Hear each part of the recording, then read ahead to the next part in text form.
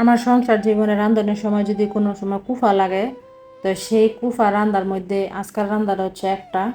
তো আজকে আমি আর কি হালিম রান্না করতে নিয়েছিলাম। পোলাপাইনে কইতাছে যে আম্মু হালিম খামু, আব্বুরও বলো বাজার থেকে হালিম নিয়ে আইতে।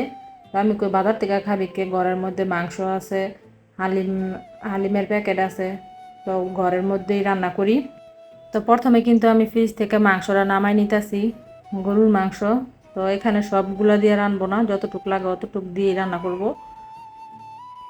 তো আমার রান্নার মধ্যে আজকে কি কুফা লাগছে আর কি ঘটনা ঘটছে তা ভিডিওর সামনে আস্তে আস্তে আপনাদের বলবো।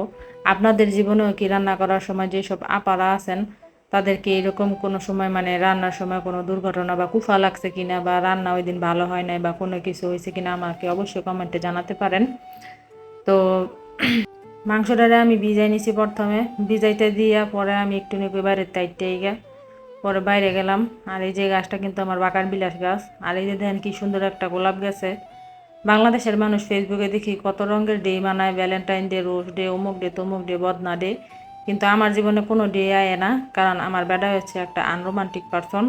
এই যে গাছের মধ্যে ফুল মাগনা এতেও তো ফাইলা বেড়ায় আমার দিতে পারে, জীবনও বেড়ায় দেয় না।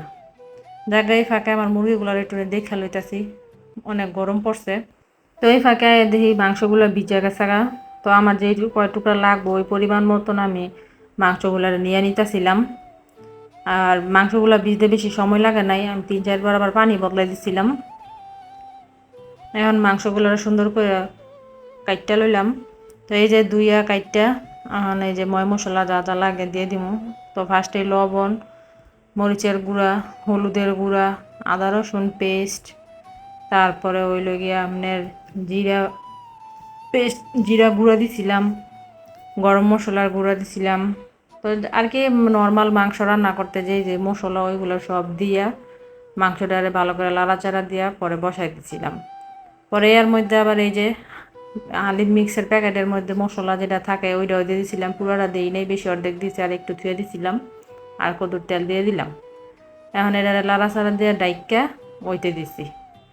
এর পরে কতক্ষণ পরে মনে পড়ো আলে আমি তো ফেস দিই নেই। পরে আবার ফ্রিজের পেঁয়াজ নামাইয়া পরে পেঁয়াজ দিয়ে আবার লাড়াচাড়া দিয়ে ঘুরে বয় দিছি।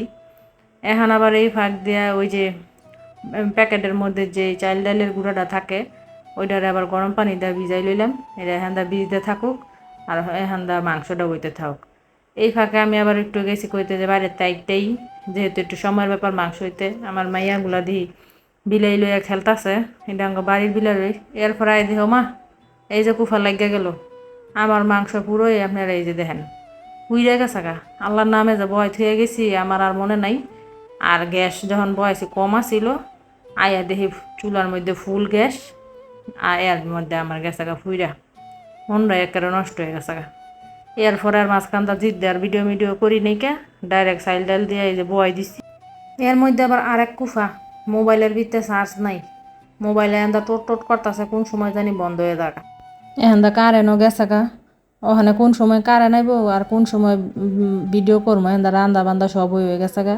ফেরও কি আর ফাত্তর দেন যাইব, পোলা ফাইনে এন্দা খিদায় চিকরা বাকরা করতেছে। আলা এর লেগে পরে আর ভিডিওর আশায় বয়ে থাই নাই, সবাই খাইয়া লাইছি। তো যাই হোক, ভিডিওটা যদি ভালো লাগে অবশ্যই আমার পেজটাতে একটা ফলো দিবেন। আর ভুল ত্রুটি হইলে ক্ষমা টমা করে দিয়েন, মাপ সাপ করে দিয়েন। আর ভিডিওটা যদি ভালো লাগে একটা লাইক দিয়ে দিয়েন। সবাই ভালো থাকবেন, আল্লাহ হাফেজ।